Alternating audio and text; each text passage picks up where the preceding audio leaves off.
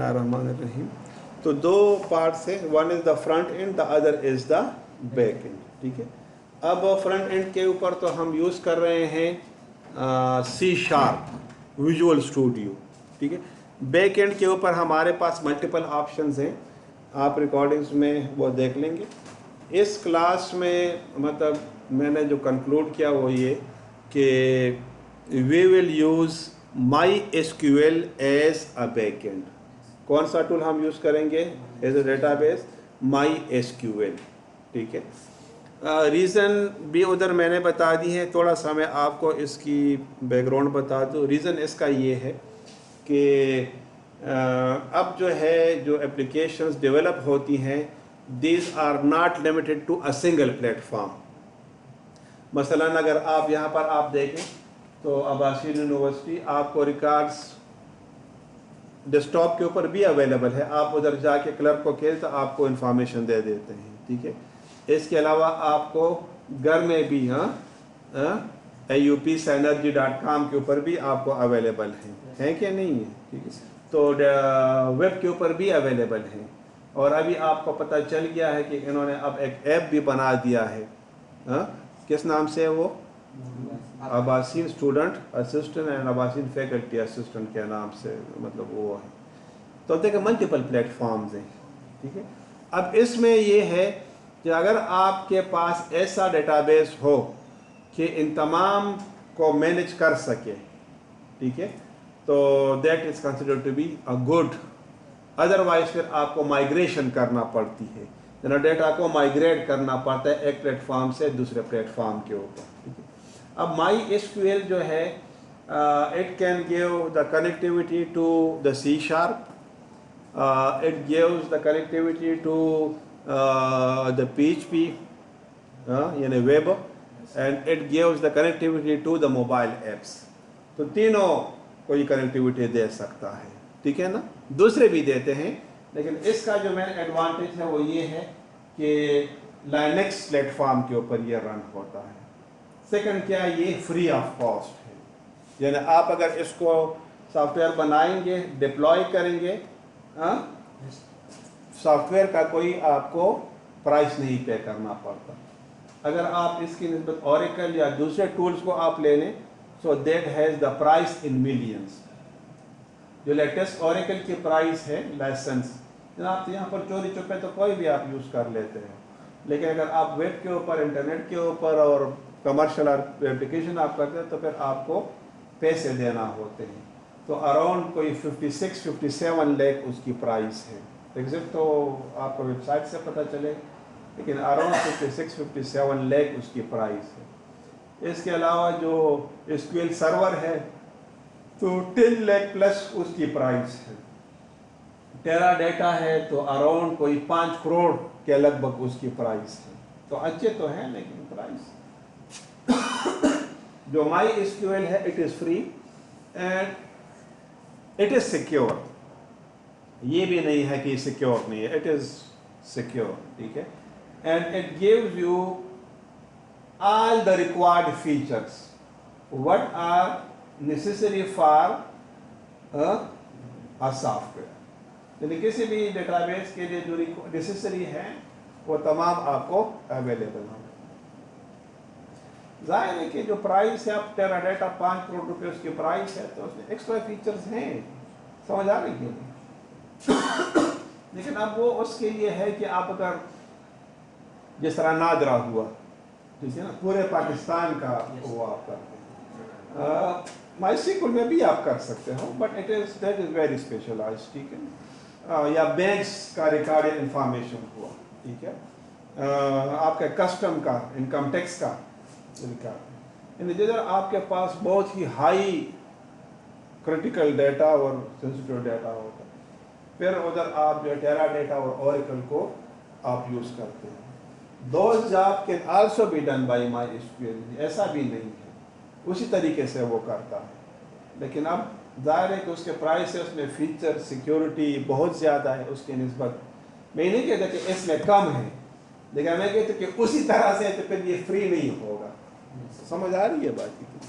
अगर आप मेहरान गाड़ी को ले लें और मर्सिडीज़ BMW को ले लें, तो मेहरान आपको 10 लाख की मिलती है और BMW आपको कोई तकरीबन कोई 1.5-2 करोड़ की मिलती है, बल्कि 3 करोड़ तक।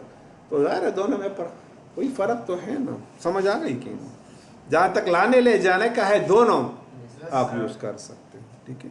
अच्छा, डाउनलोड आप करें, ठीक है, मेरे पास भी अवेलेबल है, मैं भी आपको ये अवेलेबल कर देता हूँ, ठीक है। ये देखें मैंने इसको अच्छा, अब इसको जो है MySQL को आपने चलाना कैसे है, तो इसके लिए एक सॉफ्टवेयर है वेब सर्वर। कौन सा? वेब सर्वर, ठीक है ना। तो मेरे पास जो अवेलेबल है इट इज़ 2.1, ठीक है, नेट के ऊपर अवेलेबल है, फ्री आप डाउनलोड कर लें, ठीक है। हाँ, ज़ैम भी है, बिटनामी है, लैम्प है, कई सारे हैं, समझ आ रही है। तो बिल्कुल आप ज़ैम करें, कोई भी मतलब मुझे उसके ऊपर कोई एतराज़, फंक्शनलिटी सारा कुछ सेम है, आपको एप्लीकेशन डेवलपमेंट में कोई भी फ़र्क महसूस नहीं। हाँ, इंटरफेस में थोड़ा सा फ़र्क है, ज़ाहिर है कि डिफरेंट कंपनी का है, ठीक है। कमांड्स जो है सबकी सेम है, कमांड्स आर सेम। अगर आप कमांड उधर लिखते हो, कमांड इधर लिखते हो, दोनों जगह पर सेम है। हाँ, इंटरफेसेस अगर आप देख लें तो फिर उसकी और इसकी मुख्तलिफ। आप इसको इंस्टॉल कर लें, ठीक है। अब जब इंस्टॉल कर लेंगे, ठीक है, तो यहाँ पर आप आ जाएं, वेब, तो क्या लिखा हुआ है? Start web server. इसको आप क्लिक करेंगे एंड यस। अब अगर इधर आप आए ना तो ये देखें W लिखा हुआ है और इसका साइन क्या है? ग्रीन है। कलर इसका क्या है? ग्रीन है। अगर इसका आपको ग्रीन कलर मिले तो मीन्स इट इज वर्किंग। अगर फॉर एग्जांपल इसका कलर रेड है,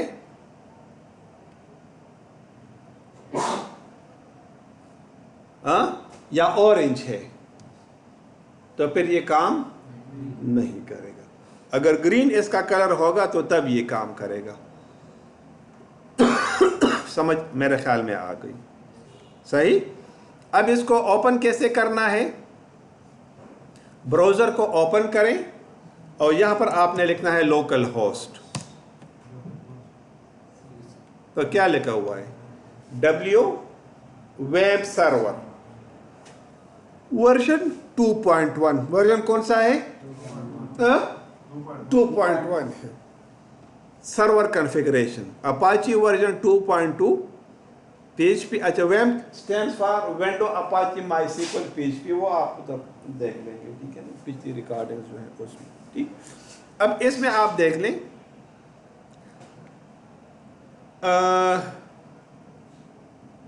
क्या लिखा हुआ है? PHP माई एडमिन, ठीक। एंड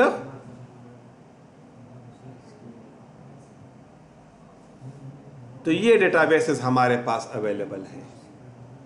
समझ आ गई कि नहीं? अच्छा, अब अगर एक नया डेटाबेस आप बनाते हो, बेशक आप बना सकते हो।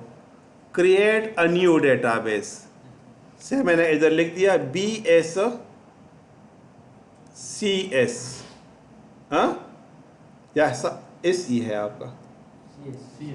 CS है, 2019 बैच आपका है, ठीक। कर दिया एंड क्रिएट। तो ये देखिए BSCS 2019 एंड 0, ठीक। इसी तरह अगर आप यहाँ पर आए तो देखिए BSCS 2019, BSCS 2020 दोनों अवेलेबल है, ठीक है। आपका 2019 है, इसके ऊपर आप लोग क्लिक करें। क्लिक कर दिया, क्या आपसे कह रहे हैं? Create new table on database. अगर आप इधर देखिए 0, तो 0 का क्या मतलब है? कि कोई भी टेबल यहां पर मौजूद नहीं है। इसी तरह यहां पर आप आए BSCS 20 create a new table on database. Ji,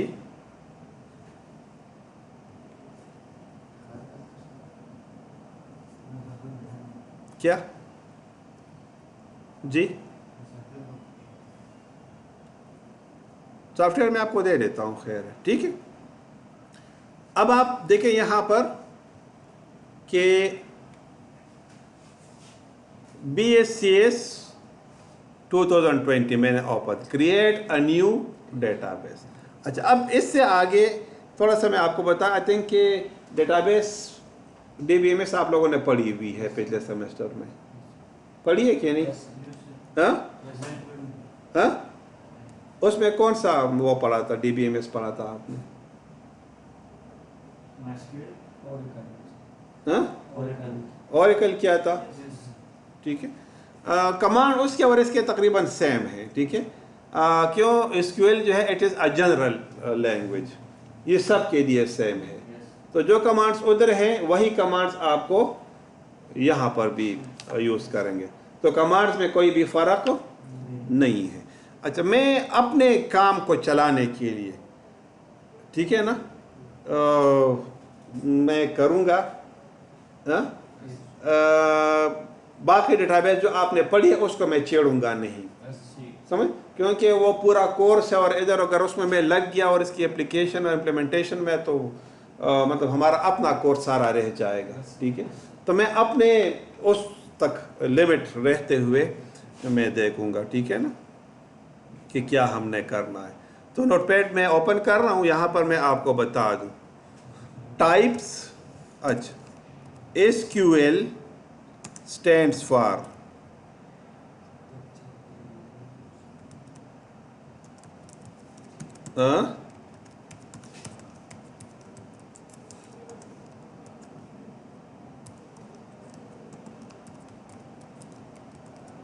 query language, ठीक, सही, कॉमन फॉर ऑल डेटाबेस, तमाम डेटाबेसेस के लिए ये क्या है, सेमन, कॉमन है, सेम है, ठीक। अच्छा, देयर आर 3 टाइप्स SQL, ठीक। वन इज कॉल्ड DDL, याद है? दूसरा क्या है? DCL, नाम सुने कि नहीं? हाँ, DML for DRL stands for, DDL stands for, हाँ, बोले ना, कैसे पढ़ी है यार? ऑनलाइन पढ़ी थी या नहीं पढ़ी थी? डेटा, इसमें देखिए मसला ये होता है बेटा ना, कि अगर आप ये रिकॉर्डिंग्स नहीं देखेंगे ना, तो इसमें किसी का भी कसूर नहीं है, कसूर आपका अपना ही है। क्योंकि अभी आपने तो देख लिया, हुकूमत ने तो कह दिया है, बस अब घर में ही बैठे हैं आप। तो आज और कल भी मैं हैरान हूँ कि क्यों बुलाया है, लेकिन चलो 2 दिन का वो तो दिया, ठीक है ना। Data definition language, DCL stands for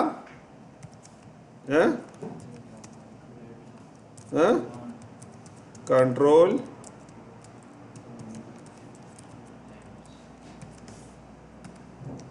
असल में ये कोर्स बड़े ज़बरदस्त है, लेकिन ये है कि अब आप देखें ना कि मिड से पहले भी एक ऑनलाइन और एक घर में, तो इधर तो मैं देख रहा हूँ कि आप लोग प्रैक्टिस कर रहे हैं, लेकिन ऑनलाइन फिर आप नहीं देखते वो रिकॉर्डिंग, तो वो अब तो दोनों ही वो हो गए, ठीक है ना। डेटा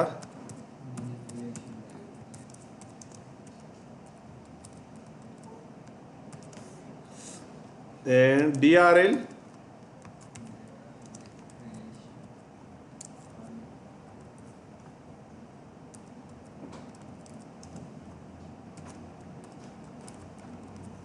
लैंग्वेज, ठीक।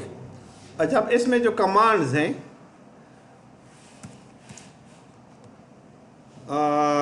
इसमें आता है क्रिएट, अल्टर, ड्रॉप, यानी नया टेबल क्रिएट करना, टेबल के स्ट्रक्चर में कोई चेंज लाना या टेबल को ख़त्म करना। ये कमांड, इसको हम क्या बोलते हैं? Data definition languages. इसको हम क्या बोलते हैं? डेटा, बोले ना, डिफिनीशन। यानी टेबल आपने क्रिएट किया ना, अब उसमें आप कोई चेंज लाना चाहते हो, यानी कोई कॉलम है उसका नेम आप चेंज करना चाहते हो, कॉलम का साइज आप बढ़ाना चाहते हो, कॉलम का टाइप आप चेंज करना चाहते हो, प्राइमरी या फॉरेन की आप बनाना चाहते हो, इंडेक्स आप बनाना चाहते हो। समझ आ रही थी? तो इस पर्पस के लिए जो है हम फिर अल्टर कमांड इस्तेमाल करते हैं। ठीक। अच्छा, DCL stands for data control language. इसमें जो है ग्रांट कामा रिवोक के कमांड्स आते हैं। आप इसके थ्रू आप क्या करते हो? पॉलिसीज को आप डिफाइन करते हो। हाँ, कि एक यूज़र है उसको कौन कौन से टेबल्स विजिबल होने चाहिए। एक यूज़र है वो कौन कौन से कमांड्स को यहाँ पर अप्लाई कर सकता है, कौन कौन से कमांड्स को वो अप्लाई नहीं कर सकता। तो आप ग्रांटिंग करते हो, you are granting the rights. Revoke में आप क्या करते हो? राइट्स को आप वापस लेते हो। यानी आपने कोई राइट दिया है, उससे वो राइट वापस लेना चाहते हो। तो अब इसके लिए कौन सी कमांड यूज होती है? रिवोक का। यानी हम आपका क्या करते हैं, अकाउंट को क्रिएट करते हैं ना, आपको आपके कोर्सेज विजिबल हो जाते हैं, तो ये आपको हम ग्रांट करते हैं। कभी एक स्टूडेंट है तो उसका मतलब गलत पासवर्ड अप्लाई करता है, कोई मसला करता है, तो हम उसके अकाउंट को सस्पेंड कर देते हैं। तो ये क्या कहलाता है? रिवोक कहलाता है। ये क्या कहलाता है? रिवोक। यानी आपने उससे राइट्स वापस ले लिए, तो वो फिर सस्पेंड करते अकाउंट, तो फिर लॉग इन नहीं हो सकता। तो हमने उससे लॉग इन राइट को वापस ले लिया। नेक्स्ट क्या है?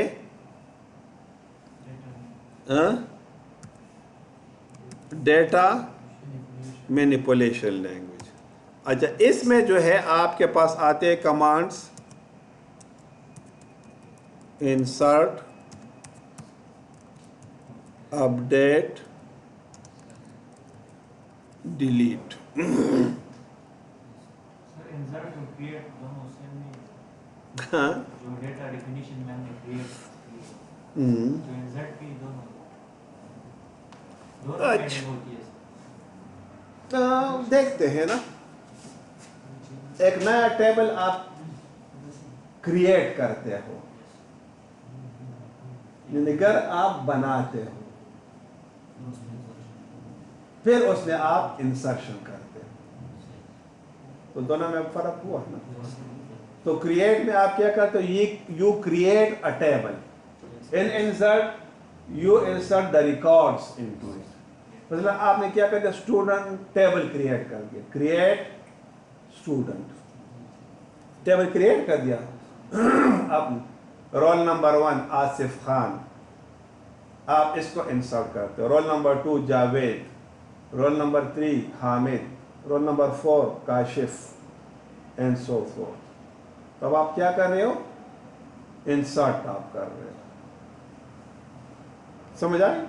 सो create is for the table, insert is for insertion of the records. ठीक।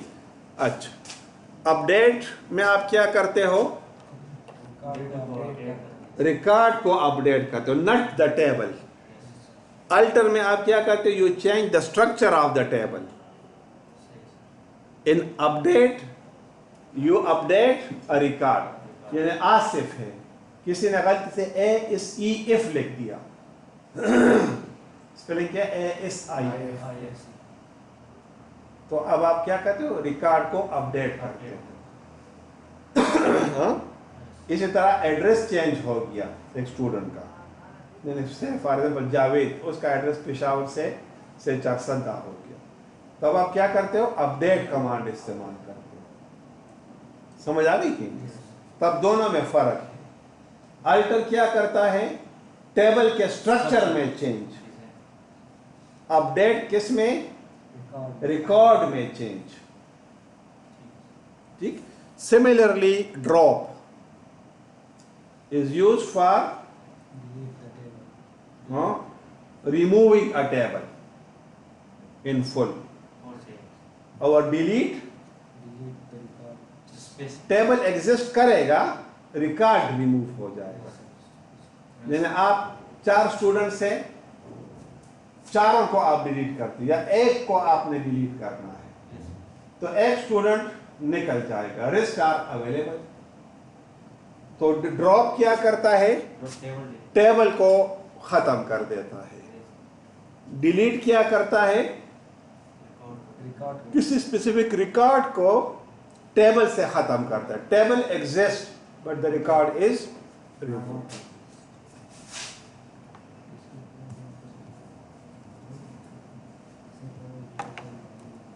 जी बोले खैर है ना?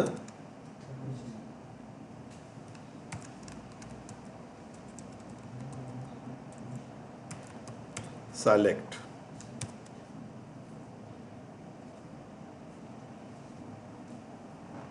क्या करता है? सेलेक्ट रिट्रीव करता है।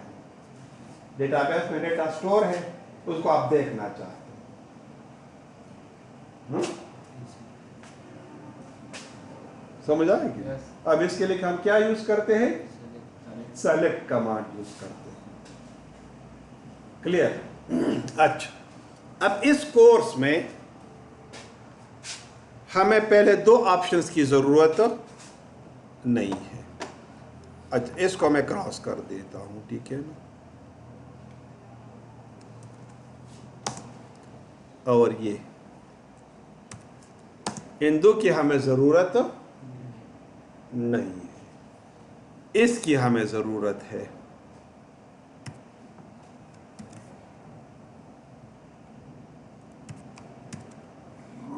तो हम ये जो कमांडमेंट्स हैं हम इसको डिटेल में करेंगे। जो ऊपर वाली हैं we will not even touch them. बात समझ आ गई? जरूरत हमें नहीं है, तो इस वजह से, ठीक है? अच्छा, अब अगर हमें जरूरत भी पड़ी तो हम इंटरफेस के थ्रू ये कर सकते हैं। We can do this through the interface, लेकिन नीचे जो है ये कमांड्स हम डिटेल में करेंगे।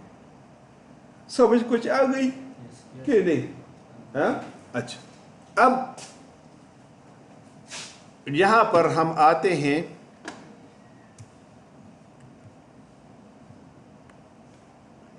क्या लिखा हुआ? Create new table on database BSCS 2020। ठीक, मैं यहां पर एक टेबल को क्रिएट करता हूं, से फॉर एग्जांपल स्टूडेंट इन्फो। क्या? अच्छा, स्पेस अलाउड नहीं है, ये आप जहन में रखें। Space is not allowed with the name, it is like the variable names कि जिसमें स्पेस अलाउड। अंडरस्कोर है बेशक आप लगा दें, लेकिन space is not allowed. Number of fields mean number of columns, जितने हैं आप बाद में भी चेंज कर सकते हो। ठीक, से फॉर एग्जांपल मैंने यहाँ पर 5 कॉलम्स लगा दिए। ठीक, हाँ, एंड क्लिक ऑन गो। ठीक, अब क्या करें? फील्ड 5 फील्ड्स यहाँ पर मेरे पास आ गए। अब पहले मैं लिख लेता हूँ से ST number, ST name, if name, ST address and DOB। बाद में हम मजीद भी कर सकते हैं, ठीक है ना? अच्छा, स्टूडेंट नंबर इंटीजर है, student name varchar variable character, एक सिर्फ 4 है, उसका साइज फिक्स होता है, एक होता है varchar। varchar क्या होते हैं? Variable character. साइज कम ज़्यादा करें, आपका स्पेस ज़ाया नहीं होता। ST address varchar, date of birth date, सही। अब लेंथ, यानी स्टूडेंट नंबर ज़्यादा से ज़्यादा आपके कितने कैरेक्टर? 5 कैरेक्टर्स। अगर आप देख लें तो हम मैक्सिमम 5 दे देते हैं, अगर 4 है तो 4 तक आप दे दें। पहले आपका ये था कि 4 कैरेक्टर तक थे ना लिमिट, ठीक है। अब मतलब ये कि 17,000 में अब चल रहा है, तो 5 कैरेक्टर्स है, तो इनका फिर एक मज़ीद फिर ऐड करना पड़ा, यानी 4 था, तो फिर इसने बाद में अल्टर टेबल के ज़रिए से कॉलम का साइज़ बड़ा कर दिया। समझ आ रही बात कि नहीं? मैं भी खैर फ़िलहाल 4 कर देता हूँ ताकि आपको वो कमांड भी फिर समझ। अच्छा, स्टूडेंट नेम मैक्सिमम जो है 20 कैरेक्टर्स तक होते हैं, 30 आप कर दें, बाद में आप चेंज। अच्छा, रिकॉर्ड इंसर्ट करें ना, फिर साइज़ कम नहीं हो सकता, ज़्यादा हो सकता है, ये आप जहन में रखें। यानी अगर आपने 30 दिया, ठीक है ना, फिर आप देखते यार स्टूडेंट्स के नाम तो नॉर्मली जो है 25 या 20 कैरेक्टर क्या होते हैं, इसको मैं कम कर दूं, कम नहीं हो सकता। अगर रिकॉर्ड्स मौजूद हो, रिकॉर्ड ना हो फिर हो सकता है। समझ आ गई कि नहीं? अच्छा, एफ नेम ये भी 30, एड्रेस जो है ज़रा बड़ा होता है, मैं इसको 100 कर देता हूँ। डेट ऑफ बर्थ ये फिक्स साइज होता है, ज़रूरत देने की नहीं है। कर दिया। अब आप ये देखें क्या लिखा हुआ है? सेव। क्या लिखा हुआ है? सेव। तो सेव आप प्रेस करें तो ये देखें हो गया स्टूडेंट इन्फो टेबल। अब ये देखें ना, अगर आप कमांड देखना चाहते हैं तो ये देखें ये कमांड भी आ गया है आपके पास। मैंने कॉपी कर दिया, इधर मैं आपको शो भी कर दूं, ज़रूरत नहीं है वैसे, ठीक है ना, लेकिन सिर्फ दिखाने के लिए।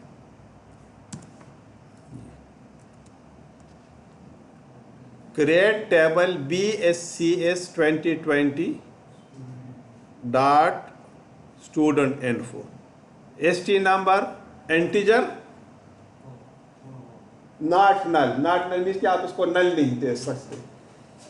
Student name, father name, student address, DOB और इंजन INODB, ये जो है इसका अपना वो है, ठीक है। इसमें डिफरेंट टाइप्स है, इसने ऑटोमेटिकली इंजन INODB, ये बाद में आप चेंज कर सकते हो, ठीक है ना, इसके डिफरेंट पर्पसेस है। बहरहाल ये कमांड बन गया, सही। अब आप क्या चाहते हो कि मैं इस कॉलम का साइज क्या करूं? बड़ा कर दूं। ज़रूरत नहीं है, लेकिन सिर्फ मैं आपको बताना चाहता हूं, ठीक है ना। ये साइज आप क्या करना चाहते हैं? 5 आप करना चाहते, क्या 5, और ये तो आप देखिए क्या लिखा हुआ है? Alter table. क्या लिखा हुआ है? Ctrl+C।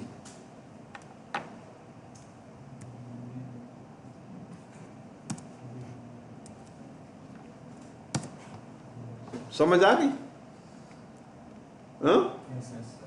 आसान ड्रॉप करना है तो आसान तरीका है, ज़रूरत नहीं है मेरा ख्याल है। करते हो तो कर सकते हो, बहरहाल आपकी मर्जी है। इन्हीं कमांड्स को आप दोबारा फिर क्रिएट आप कर सकते हो। लेकिन ये है कि जब आप टेबल को ड्रॉप करें ना, it is a very very serious command. मतलब अगर आपके पास 1-2 रिकॉर्ड्स मौजूद हैं या अगर ज़रूरी डेटा है फिर तो सही है, लेकिन अगर आप किसी प्रोडक्शन एनवायरनमेंट में आपने ये ब्लंडर किया, so the consequences are very very serious. खैर नहीं होती उस बंदे की। मतलब मैं आपसे यही कहता हूँ कि आप नादरा के डेटाबेस सेंटर में आप बैठे हुए हैं और आपने क्या कर दिया, आपने एप्लीकेंट का टेबल उड़ा दिया। कहते हैं माना क्या होता है? समझ आ गई कि नहीं? रिकवरी के टेक्निक्स हैं, लेकिन जो पेनल्टी फिर आपको मिलेगी ना, फिर आप खुद अंदाज़ा लगाओगे कि क्या पेनल्टी आपको मिल सकती है उसकी. So it is a very very serious command. So always be very careful about such a destructive commands. हम इसको मतलब डिस्ट्रक्टिव कमांड्स नॉर्मली बोलते हैं कि जिसमें आपके डेटाबेस के ऊपर कोई भी नेगेटिव वो आता है. ठीक है ना. Now let's see further. तो मैं देख लूँ कि अच्छा ये हो रहा है, समझ आ रही है. ठीक. अच्छा, अब मेरा ख्याल है कि ड्रॉप की भी ज़रूरत नहीं है. ठीक है. ग्रांट और रिवोक की भी ज़रूरत नहीं है. ठीक है कि आप इस तरह राइट्स देते हो इंसर्ट के, अपडेट के, डिलीट के, वगैरह वगैरह. ठीक है. ज़रूरत नहीं, हमें ज़रूरत नहीं है. वैसे ज़रूरत है DBMS का, टीचर जाने आप जाने, उससे सीख लेते हैं, मुझे क्या है. ठीक है. मेरे दिल का न जोर है और न it is not related to my this course. सही. Now let's come to the third one. ये इस वजह से मैंने ये पहली कमांड आपको करा दी ना, इसकी ज़रूरत नहीं है हमें, लेकिन टेबल तो बनाना है ना, इस वजह से मैंने करा दिया. Now let's come to number 3. क्या? DML. क्या? Data manipulation language. अब इसमें फर्स्ट जो है इंसर्ट है. पर्पस इसका क्या है? यूज्ड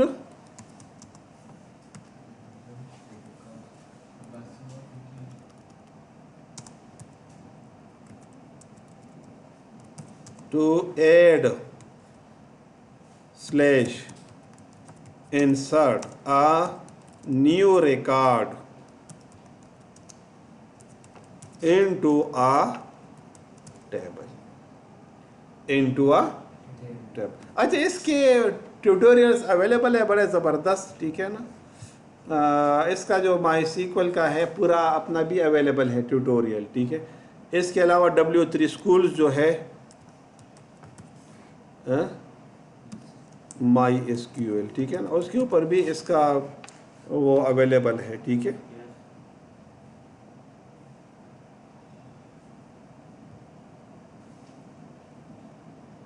ये ठीक है.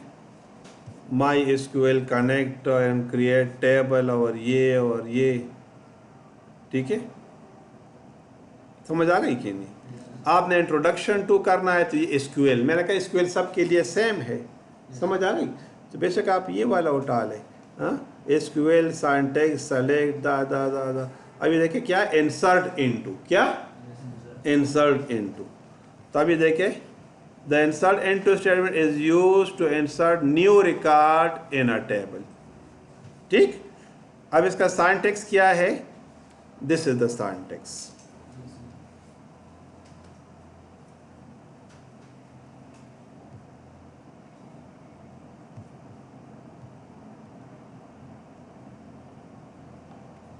इधर तक मैं कर लेता हूं. Ctrl+C. मेरे ख्याल में इसको इधर कॉपी करने की ज़रूरत भी नहीं है, सिर्फ आपको समझाने की खातिर ही मैं कर रहा हूँ. ठीक है ना.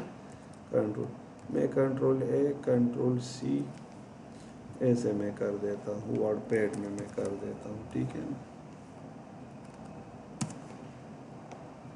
इसमें फीचर ज़रा ज़्यादा है ना. ठीक है. ये मैं कर देता हूँ. ठीक. अब इधर आप आए.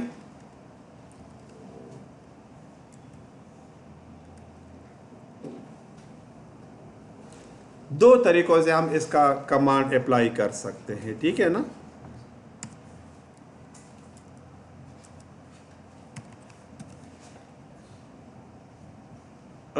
It is possible to write insert into statement in 2 ways. पहला क्या? the first way specifies both the columns names and the values to be inserted. यानी कॉलम नेम को भी आपको लिखना पड़ेगा और इसके अंदर जो वैल्यूज आप डालते हो उनको भी आपको लिखना पड़ता है, ठीक है। So insert into table name column 1 2 3 and so forth, values value 1 value 2। तो पहले कॉलम में पहली वैल्यू, सेकंड में दूसरी, थर्ड में तीसरी। दूसरा तरीका क्या है कि आप कॉलम नेम्स को स्पेसिफाई नहीं, डायरेक्ट वैल्यूज को आप करते हो। तो अब इसमें जो है आपको एहतियात करना पड़ेगा। वैल्यूज की तरतीब वो होगी जो टेबल के अंदर कॉलम की तरतीब है। समझ आ गई कि नहीं? यानी अगर आपने फादर नेम पहले लिख दिया, स्टूडेंट नेम बाद में लिख दिया, तो फादर नाम जो है वो स्टूडेंट के कॉलम में चला जाएगा और स्टूडेंट का नाम फादर के कॉलम में चला जाएगा। तो ये आपको जहन में रखना जरूरी है। तीसरी जो बात है वो ये है कि जितने कॉलम्स होंगे सब के लिए वैल्यूज को आपको असाइन करना होगी, अदरवाइज जो है रिकॉर्ड इंसर्ट नहीं। समझ आ गई बात की कि नहीं? हाँ, अच्छा। अब किसी के पास लैपटॉप है, ठीक है, तो लैपटॉप अगर किसी के पास है तो मैं उसको ये दे देता हूँ, ठीक है, सॉफ्टवेयर। वो बेशक इंस्टॉल कर लें अपने साथ, ठीक है।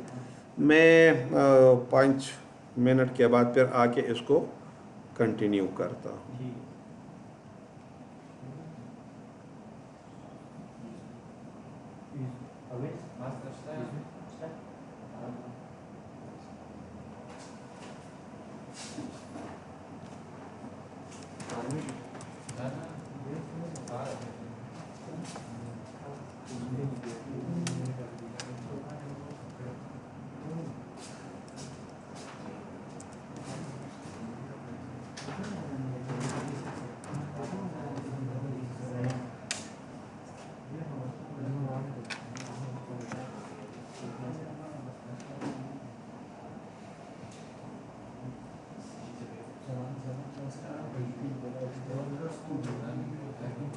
ये वेब सर्वर है, ये मैं आप इसमें कॉपी कर रहा हूँ, ठीक है।